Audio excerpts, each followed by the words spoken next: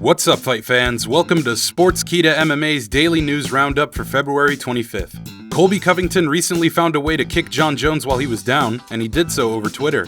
Following the recent news of Jon Jones' fiancé leaving him 2 months ago, Covington had this to say. "Tremendous news. Guess you finally knocked some sense into her," and hilariously tagged the wrong Johnny Bones. For those who don't know, this Covington tweet was not entirely out of pocket. Back in the day, Jones and Covington were roommates at community college. For some reason, Colby just seems to have the worst luck with roommates. Covington has no shortage of Jon Jones stories from the college days, including remembering Jones's temper and that he would throw people through windows. In an interview with the Jim and Sam show, Covington had this to say about Jones. "He just started doing steroids and always freaking had roid rage. He'd come home and he'd yell at me, 'Oh, what the f*** are you doing, Colby? Do the dishes.' And he would just freak out." Covington had a first-hand account of Jones's behavior and wasted no time in roasting him on social media, and with impeccable timing as well. Just this week, a leaked police body cam video was released that showed Jones's arrest in Las Vegas last year. Which brings us to our next topic.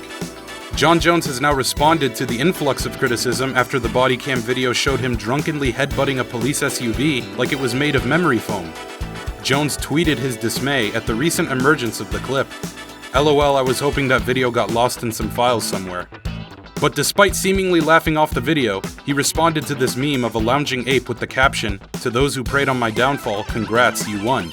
Leaving fans with a positive note, Jones had this to say.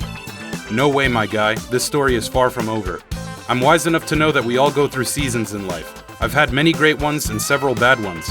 I'm excited for the new one. About to be heavyweight champion of the world, capable of so many things, loved." Well, despite being loved by the US judicial system, fans still eagerly await his octagon return. And if Francis Ngannou decides that getting knocked out by a tall-ass Englishman is a bad idea, then we may get a chance to see Jones pay for all his sins. But as of recently, Jones has had his sights set on the heavyweight GOAT Stipe Miocic, which would be a fine litmus test to see if he's fit to compete with the big boys. And this would be great for Jones because he also just tweeted, "I can deal with embarrassment, it's the loneliness that gets me. Taking things one day at a time." Do you think a title eliminator fight with Stipe Miocic would help Jones feel less lonely?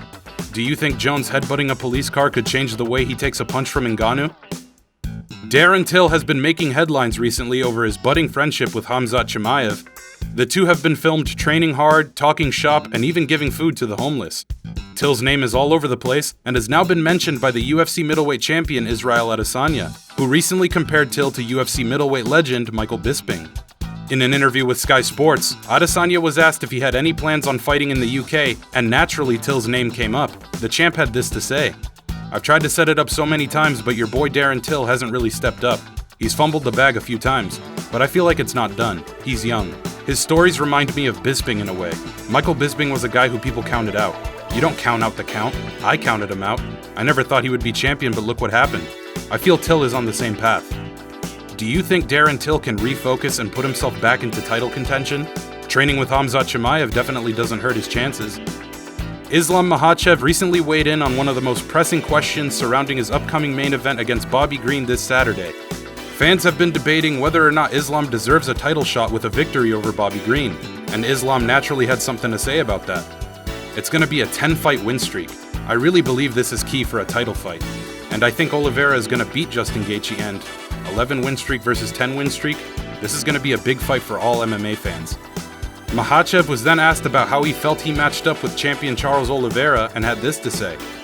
"It's going to be a good fight because we almost have the same style, you know? He has good grappling skills, he has good striking, and it's going to be a good fight. I don't think it's going to be too hard for me.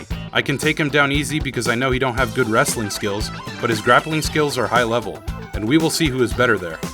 Islam then finished with this. "I have to finish Bobby Green in the first round, and I will do it." Hard to doubt Makhachev after nearly breaking Dan Hooker's arm like he stole his lunch money. Do you think Islam Makhachev will leave no doubts on Saturday night and finish Bobby Green inside the first round? And last but not least, Francis Ngannou believes the UFC epically failed by putting all the hype leading up to UFC 270 on Cyril Gane instead of himself. Ngannou shocked the world last month when he took notes from Kamaru Usman and used wrestling to defeat the striking savant. It was a battle of two champions, but Ngannou proved that only one can reign at a time. But the UFC didn't believe it would happen. It was actually quite noticeable how much more stock the UFC media outlets put on Gane being the heavyweight killer, without even noticing that Ngannou leveled up in the shadows and proved that he wasn't just a violent knockout artist. In a recent video on Ngannou's YouTube channel, the champ spoke on the hype leading up to the fight and had this to say. I hoped before the fight that he really listened and believed to what they were saying in the media.